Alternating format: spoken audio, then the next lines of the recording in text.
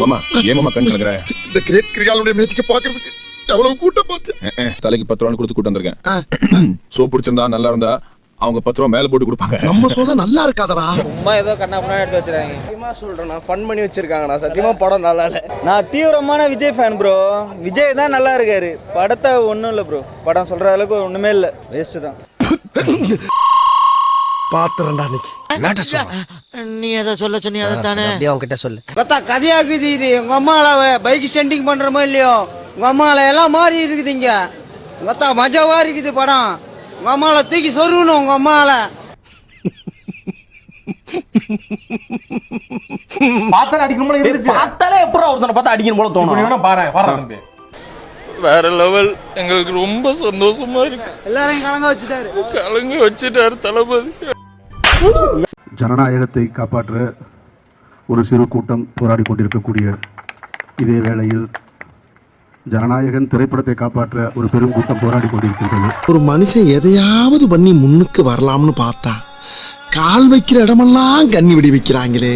கட்சியே ஆரம்பிக்காதப்ப இந்த கூட்டத்தில் மூஞ்சில கட்சி கட்டிட்டு வந்து உட்காருவாங்க. ஆனா கட்சி ஆரம்பிச்ச உடனே அவன் வரமாட்டாங்க. ஐயோ, அங்க பார்த்துட்டு அப்படியே நம்மளை பாக்குறாங்களே. கிரியாளா உடம்ப இரும்பாக்கிக்கடா. அடமல ஆரம்பிச்சு வெளுத்து வாங்க போகுது. மழையில நீட் தேர்வு கிடைத்தா நாங்க ரயில் மறியல் பண்ணிருக்கோம். போலீஸ் ஒருத்தங்க விட்டா பேட்ச் கிடையாது. டெல்லியில நடந்த மாதிரியே பேட்ச் இல்லாம கிட்ட வந்து அடக்குமுறை பண்றாங்க. பேட்ச் இல்லாம ஸ்டூடண்ட்ஸ் எப்படி அடக்கலாம் சார்? சிஎம் சார், இதுதான் உங்க தமிழக அரசு காவல்துறையா? நான் யாருன்னு எல்லாம் கேட்கறத விட வேற யாருண்டியாவது போய் அவர் யாருன்னு கேட்டு பாரு. அச்சுச்சோ அவரா பயங்கரமான வராச்சே, அவர்கிட்ட கொஞ்சம் ஜாக்கிரதையா இருங்கப்பா அப்படின்னு சொல்லுவா. எங்க பாருங்க அதான் போய் கேட்டு முடியல சத்தியமா. திரும்ப எங்களுக்கு வந்து தளபதி ஒரு படம் வருஷத்துல ஒரு வாட்டியா நடிக்கணும். 200 பெரியார் இல்ல 400 பெரியார் வந்தாலும் முடியாதுடா. எதுக்கு? உங்களை திருத்துறதுக்கே. தளபதி லவ் யூ தலைவா. Love you so much. சத்தியமா எங்களை அளவு வச்சு அனுப்புறீங்க. நாயே அல்சாட்டியம் பண்ணாத. நாய் கடிச்சா 48 ஊசி தான்.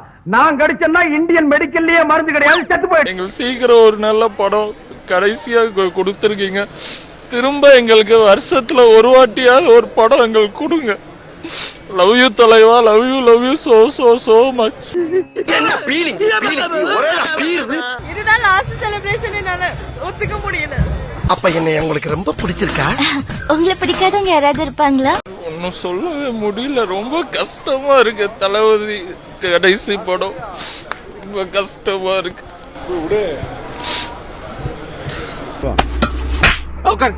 ப்ரோ, கில்லி படத்துல யாரு ஹீரோ? அப்போ டெல்லியில ப்ரொடெஸ்ட் பண்றாரு அவர் யாரு? எதுக்கு அவர் ப்ரொடெஸ்ட் பண்றாரு? அவர்தான் உண்மையான ஹீரோவா? அப்போ உண்மையான ஹீரோ யாரு? பிரகாஷ் ராஜ் சார் தான் உண்மையான ஹீரோ.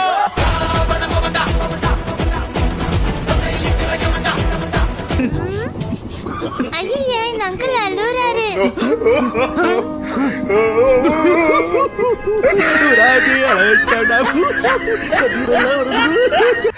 நல்லா அழுங்க. கேக்கல, சுத்தமா அழுங்க.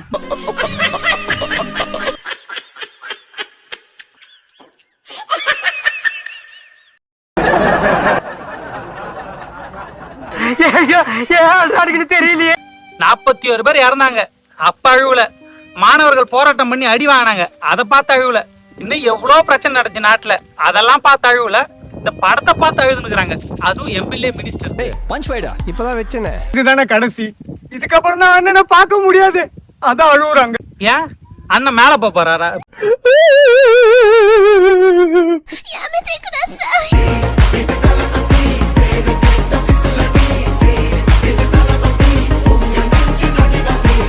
ஜாலியா படம் பார்த்துக்கிட்டு இருக்காங்க தியேட்டர்ல உட்காந்து. அவங்களுக்கு மனசாட்சி இல்லையா? இப்படி பண்ணலாமா? இதே அவங்க பொண்டாட்டி பிள்ளை செத்துருந்தாக்கி இங்க இப்படி விசில் அடிச்சு தியேட்டர்ல உட்காந்து இந்த அமைச்சரு படம் பார்த்துக்கிட்டு இருப்பாரா? இருக்கிறவனுக்கு தலைவனா நீ? தலைவனா நீ? சட்டை போட்டா நல்லவனா நீ? பேசலையே. இத பத்தி என்ன நினைக்கிறீங்க? ஒரு வார்த்தை. அது நான் சொல்லிட்டேன். அவங்களுக்கு அவ்வளவுதான் அறிவு. சிஎம் இருக்கட்டும், யாராவது இருக்கட்டும், அவ்வளவுதான் அறிவு அவங்களுக்கு. No problem. இது ஒரு சீரியஸான மேட்டர்னா இல்லனா என்னதான் சீரியஸா மேட்டர்? ஐயோ எல்லாமே நான் சிங்கா போய்கிட்டு இருக்கேன். இப்போ யூத் தான் ஃபியூச்சரோட வாய்ஸ் இல்ல, இனி கூட கான்சிக்வன்சஸ் நாங்க யூத் தான் ஃபேஸ் பண்ணுவோம். சோ இது ஒரு பெரிய பிரச்சனை இல்லனா சுப்ரீம் கோர்ட்ல என்னதான் பிரச்சனை? எனக்கு வர ஆத்திரத்துக்கு உங்க எல்லாரையும் சூளத்தாலேயே மூலத்தை வர வச்சிருவேன். இது பேசாம இருந்தாதான் அது தேச துரோகம். பேசினா தேசத்துக்காக தான் நம்ம முன்னேறோம். இது பத்தி எதுவுமே பேசல, ஒரு ஏ பொலிட்டிக்கலா இருந்தா அதுதான் தேச துரோகம். ஒரு படத்துக்கு இவ்ளோ பேசுறாங்க, நம்ம தேசத்துல இதெல்லாம் நடக்குது. ஸ்டூடெண்ட்ஸ் சூசைட் பண்ணிட்டு இருக்காங்க, எஜுகேஷன் ஃபெயில் ஆகுது. அது பத்தி பேசலனா நீங்களே சொல்லுங்க, அறிவு இருக்கா? என்ன கண்ணெல்லாம் கலங்கி இருக்கு. யார் நேத்தல ஒரு பொண்ணு இப்போ தமிழ்நாடு அரசாங்கம் இந்த நீட்டுக்கு எதிராக நிலைப்பாட்டை இருக்காங்க. பட் களத்துல இந்த மாதிரி இருக்கிறது வந்து எப்படி பாக்குறீங்க? ஆஹா, ஒரு குரு பார்த்தாயா அலைகிறாங்க, அதுவும் ஏகிட்டே வர்றாங்களே. ஒரு முதலமைச்சர் நீட் இந்த மாதிரி டெல்லியில நடந்திருக்கு, லட்சக்கணக்கான இளைஞர்களை மாணவர் அடிச்சிருக்காங்க. கர்நாடகா முதலமைச்சர், கேரளா முதலமைச்சர், இந்த மாதிரி எல்லா நாட்டோட முதலமைச்சருக்கும் எல்லா நாட்டோட முக்கிய தலைவர்களும் இப்போ சந்திக்கிறாங்க. ஆனா இந்த நாட்டோட முதலமைச்சர் என்ன பண்ணிட்டு இருக்காரு? நேற்று அடையாறுல உட்காந்து ஜனநாயகன் படம் பார்த்துட்டு இருக்காரு.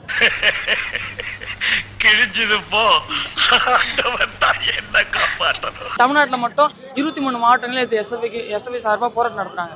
அவங்களாம் ஒரு ரொம்ப வலுக்கட்டான முறையில் அரெஸ்ட் பண்றாங்க. ஆனா இந்த குற்றத்தை நான் தனியா செய்யல, இவரோட சேர்ந்து தான் செஞ்சேன்.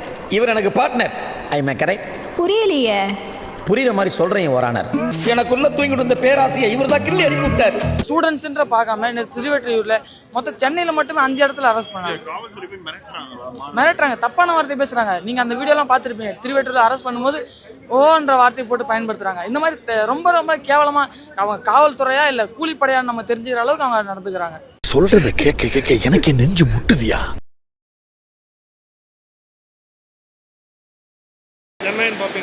கண்டிப்பா போக மாட்டேன். போற வழியில தேட்டர்ல கூட கண்ணை முடிப்பேன். பேனர்லாம் கூட நான் பாக்குறதாவே இல்ல. ஒரு நடிகரா நாங்க உங்களை வந்து உச்சத்துல வச்சோம். இன்னைக்கு எங்க தமிழ்நாட்டை நீங்க எங்க வச்சிருக்கீங்கன்றதை யோசிங்க. தலைவன் ஆயிட்டீங்க, இன்னமும் எதுக்கு எடுத்தாலும் திமுக திமுக நொண்டிச்சாக்கு சொல்லிட்டு இருக்காதீங்க. உங்களுக்கு பொறாம, ஒரு சின்ன பையன் சந்தோஷமா இருந்தா உங்களுக்கு பிடிக்காத? ஒரு தலைவனுக்கு அழகு பதவி வந்த பிறகு அந்த மாண்பு மிகுந்ததாகவும் ஆட்சி மிகுந்ததாகவும் மாற்றுவது.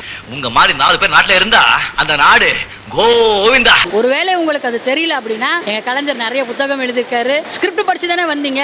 அரசியலுக்கு ஸ்கிரிப்ட் எழுதி வச்சுட்டு போனவங்க இருக்காங்க, அவங்கள பார்த்து கத்துக்கோங்க. அப்படி சொல்ல வேண்டியதானே? நீ சாதாரணமா பேசினாவே ரத்த கலரி ஆயிரும்.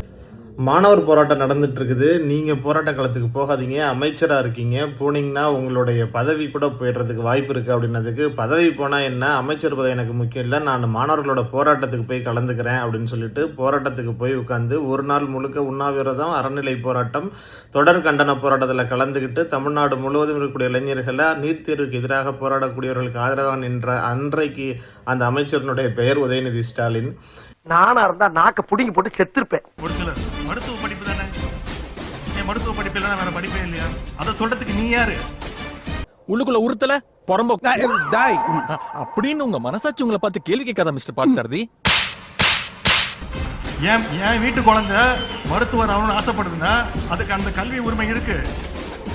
ஆமாங்க. நீட்டுன்னு ஒரு தேர்வை கொண்டு வந்து ஒரு தேர்வற்ற தகுதியற்ற தேர்வு தான் இந்த நீட்.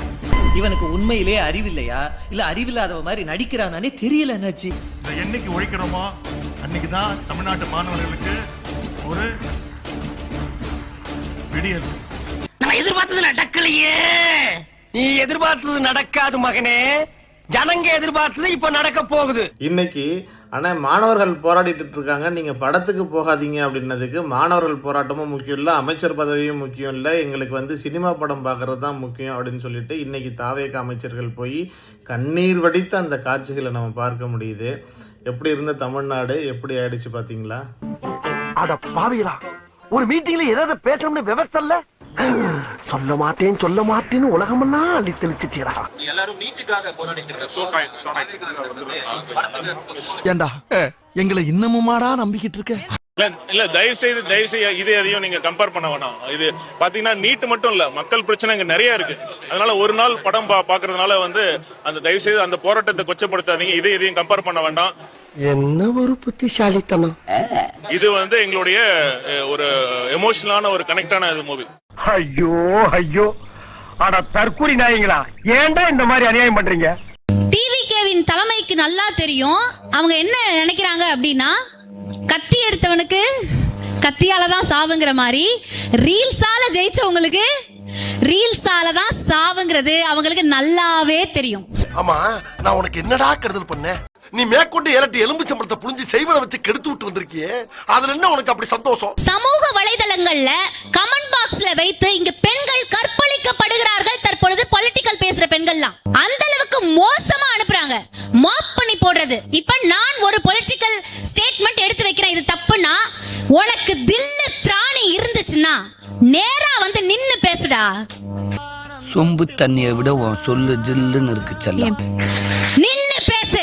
நான் பேசுறேன் திராவிடத்தை, உன் கொள்கை அளவு என்னன்னு அந்த டேஷ் என்னன்னு நின்னு பேசு.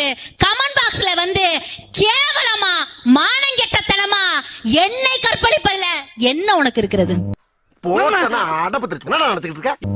வெக்கமாக இல்லை, கேவலமாக இல்லை. தமிழ்நாட்டில் பொலிட்டிக்கல் பேசும் அரசியல் பேசும் பெண்களை தேவடியாக்குறது தான் இன்னைக்கு டிவிகே செஞ்ச சாதனையா இல்ல மாற்றமான்னு நான் கேக்குறேன். நீ கேட்ட ஒவ்வொரு கேள்வி என்ன செருப்பால அடிச்ச மாதிரி இருக்குடா. மாதிரி இல்ல, உண்மையிலே செருப்பால தான் அடிச்சேன். சரி ஃபீல் பண்ணாத. எப்படி நீங்க அப்படி கொண்டு போவீங்க? எப்படி இந்த சமுதாயம் இருக்கும்? பொழுதுபோக்குங்கிற ஒரு சினிமா துறையை உருவாக்கியது இன்னைக்கு ஓடுதுன்னா அதுக்கு காரணம் திராவிட முன்னேற்ற கழகம்டா. டேய் எனக்கு இது வேணும் இன்னும் வேணும்டா. அதை பார்த்துட்டு வந்து நீங்க மற்றதை பேசணும். திராவிட சிந்தனை உள்ளவர்கள் என்றைக்குமே ஒருவர் இன்னொருவருக்கு அடிமையாக இருக்க வேண்டும் என்று நினைப்பதில்லை. அடிமைத்தனத்திலிருந்து உங்களை வெளியே எடுத்து வந்தது திராவிடம் என்று மறந்து விடாதீர்கள். வாயாலே சொல்லிருக்கானே. கலைஞர் ஸ்டைல்ல சொல்லணும்னா, டேய் நாங்கெல்லாம் உங்களுக்கு அப்படுங்கடா. ஒரு தடவை வந்து நீங்க பண்ணிட்டு போவீங்க, திரும்ப உட்கார்ந்து வேடிக்கை பார்த்துட்டு இருக்கிறதுக்கு எங்களை என்ன சொம்ப நினைச்சீங்களா? நின்னு போராடுவோம். தமிழகம் எங்கும் ஜென்சி நடக்கும். முடிஞ்சா தடுத்துக்கங்க. உன்னை அசிங்கப்படுத்துறதுக்கு 6 நாள் அரசாங்க லீவே உள்ளாம் போல. அவ்வளவு பெரிய அகாடா நீ. இந்த வீடியோ உங்களுக்கு பிடிச்சிருந்தா கண்டிப்பா லைக் பண்ண மறக்காதீங்க. அப்படியே உங்க நண்பர்களுக்கும் ஷேர் பண்ணுங்க. நீங்க பண்ற ஒவ்வொரு லைக்கும் தான் இந்த வீடியோவை மற்ற நண்பர்களுக்கும் கொண்டு போய் சேர்க்கும். மறக்காம சப்ஸ்கிரைப் பண்ணுங்க. உங்க கருத்துக்களையும் கமெண்ட் பாக்ஸ்ல பதிவு பண்ணுங்க.